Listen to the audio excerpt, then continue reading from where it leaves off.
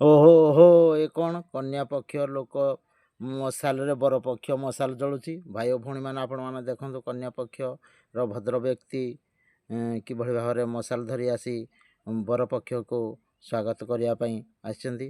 ବର ପକ୍ଷ ମଧ୍ୟ ତାଙ୍କ ମଶାଲରେ ଆମର କନ୍ୟା ପକ୍ଷ ମଶାଲରୁ ଅଗ୍ନି ସଂଯୋଗ କରିଛନ୍ତି ଏବଂ ଦେଖନ୍ତୁ ଡିଜେ ଆଗରେ କିଭଳି ଭାବରେ ଚାଲିଛନ୍ତି ଏବଂ ସେମାନେ ସ୍ୱାଗତ ହୋଇ ନାଚି ନାଚି ଚାଲିଛନ୍ତି। କନ୍ୟା ପକ୍ଷ ଯେପର୍ଯ୍ୟନ୍ତ ଏଭଳି ସ୍ୱାଗତ ନ କରିଛନ୍ତି ସେ ପର୍ଯ୍ୟନ୍ତ ବର ପକ୍ଷ ଯିବେନି।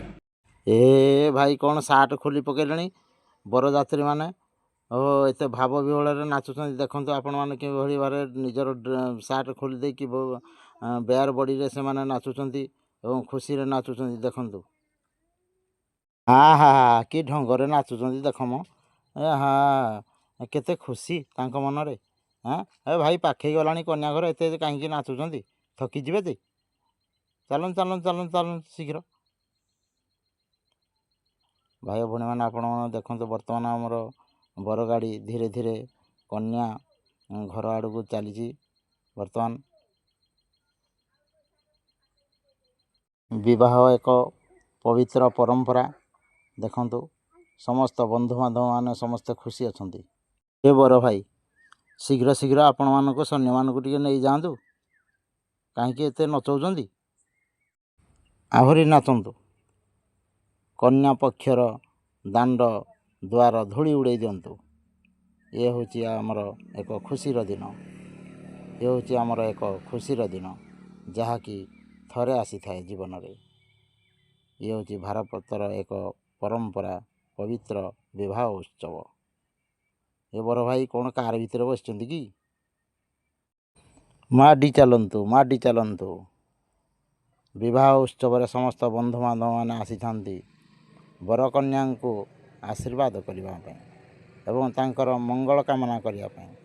ଯେମିତି ମହର୍ଷିମାନେ ଆମର ପ୍ରସାଦ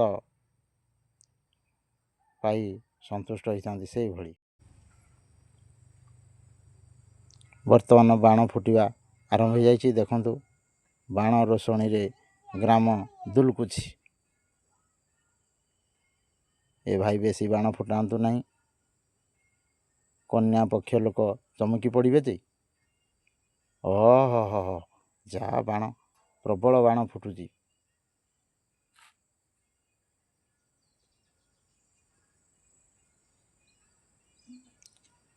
ଫୁଟାନ୍ତୁ ଫୁଟାନ୍ତୁ, ମନା କରିବିନି ଫୁଟାନ୍ତୁ ଫୁଟାନ୍ତୁ। ଖୁବ୍ ସୁନ୍ଦର ଲାଗୁଛି। ଧନ୍ୟବାଦ ଆପଣମାନଙ୍କୁ।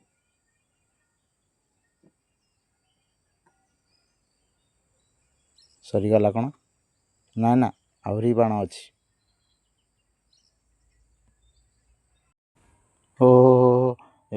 ଏ ବୁଢ଼ା ମଉସା ଇଆଡ଼େ କୁଆଡ଼େ ମାଡ଼ି ଆସୁଛନ୍ତି। ଦେଖନ୍ତୁ ଦେଖନ୍ତୁ ଆମର ବୁଢ଼ା ମଉସା ମଧ୍ୟ ନାଚୁଛନ୍ତି, ସେ ସମ୍ଭାଳି ପାରିଲେନି। ଆମର ବରଯାତ୍ରୀ ଭାଇମାନଙ୍କ ସହିତ ମିଶି ଆମର ବୁଢ଼ା ମଉସା ମଧ୍ୟ ନାଚିବା ପାଇଁ ଆସିଛନ୍ତି। ହଁ ବର୍ତ୍ତମାନ ଆମର ବର ଭାଇଙ୍କର ପାଳି ପଡ଼ିଗଲା। ଓହୋ ଖୁବ୍ ସୁନ୍ଦର ଖୁବ୍ ସୁନ୍ଦର। ଦେଖନ୍ତୁ କିଭଳି ଭାବରେ ସେ ତାଙ୍କର ଦୃଶ୍ୟ ଦେଖୁଛନ୍ତି। ଦେଖନ୍ତୁ ଆମର ବର ଭାଇଙ୍କୁ।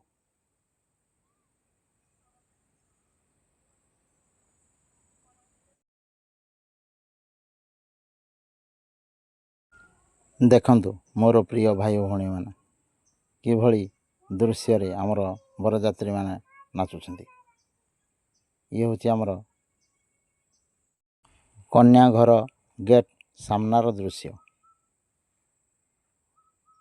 ଓହୋ କିଭଳି ଭାବରେ ବର୍ତ୍ତମାନ ବର୍ଷା ହେଉଛି ଦେଖନ୍ତୁ।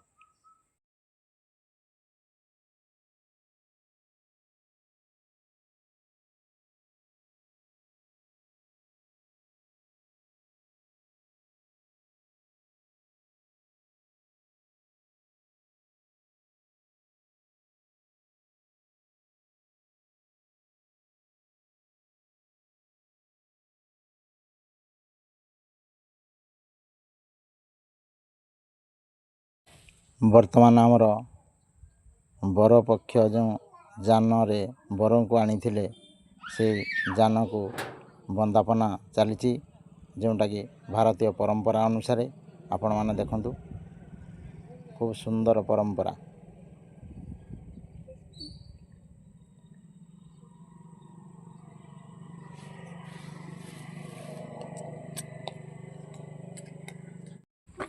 ଆପଣମାନେ ଦେଖନ୍ତୁ ଆମର ପରମ୍ପରା ଅନୁସାରେ ବର ମହାଶୟଙ୍କୁ ଯଥାଚିତ ସମ୍ମାନ ମଧ୍ୟ ପ୍ରଦାନ କରାଯାଉଛି ଏବଂ ଅତି ଆଦରର ସହିତ ତାଙ୍କୁ ସ୍ୱାଗତ ମଧ୍ୟ କରାଯାଉଛି। ସେ ପାର୍ଶ୍ୱରେ ଆମର କନ୍ୟା ତାଙ୍କୁ ଅପେକ୍ଷାରତ। ଦେଖନ୍ତୁ ଆପଣମାନେ ସମସ୍ତେ ବର ମହାଶୟଙ୍କୁ ଖୁବ୍ ସୁନ୍ଦର। ଏସବୁ ଦୃଶ୍ୟ ଜୀବନରେ ଥରେ ଆସିଥାଏ। ଦେଖନ୍ତୁ ଯାହା ହଉ ତାଙ୍କର ପରମ୍ପରା ଅନୁସାରେ ହେ କ'ଣ ବର ମହାଶୟଙ୍କୁ ଟେକି ନେଲେଣି। ଆରେ ଆରେ ଆରେ ଆରେ ଆରେ ଆରେ ଦେଖନ୍ତୁ ଦେଖନ୍ତୁ ଦେଖନ୍ତୁ ତାଙ୍କ ମଥାରେ କ'ଣ ଟୀକା ଚନ୍ଦନ ଲଗେଇଲେଣି। ବର ମହାଶୟ ପୁଣି ନାରିକେଳ ଧରିଛନ୍ତି। ଏ ଭାଇ କୁଆଡ଼େ ନେଇଯାଉଛନ୍ତି? କ'ଣ ଟେକି ନେଲେଣି? ଶୂନ୍ୟରେ ବର ମହାଶୟଙ୍କୁ କେଉଁଆଡ଼େ ନେଇଯାଉଛନ୍ତି କି? ଏ ଭାଇ ସେ ଖୁସିରେ ଆସିଛନ୍ତି ବିବାହ କରିବା ପାଇଁ। ଓହୋ, ଆମର ବର ଭାଇ ଏଠି ବସିଛନ୍ତି। ଆଉ ଏଇ ଟିକିଏ ପୂର୍ବରୁ ଏଠି ଆମର କନ୍ୟା ମହାଶୟା ବସିଥିଲେ। ଶେଷରେ ଆମର ପ୍ରିୟ ନବଦମ୍ପତିଙ୍କ ପାଇଁ ଏକ ଶ୍ଲୋକ ପାଠ କରିବା, ତାଙ୍କର ମଙ୍ଗଳ କାମନା କରିବା। ତାଙ୍କର ମଙ୍ଗଳାର୍ଥେ ମଙ୍ଗଳ ଭଗବାନ ବିଷ୍ଣୁ ମଙ୍ଗଳ ମଧୁସୂଦନ ମଙ୍ଗଳ ପୁଣ୍ଡରୀକାକ୍ଷ ମଙ୍ଗଳ ଗରୁଡ଼ ଧ୍ୱଜ ମାଧବ ମାଧବ ବିଷ୍ଣୁ ମାଧବ ହରି ସ୍ମରନ୍ତି ସାଧବ ନିତ୍ୟଂ ସର୍ବକାର୍ଯ୍ୟେଷୁ ମାଧବ।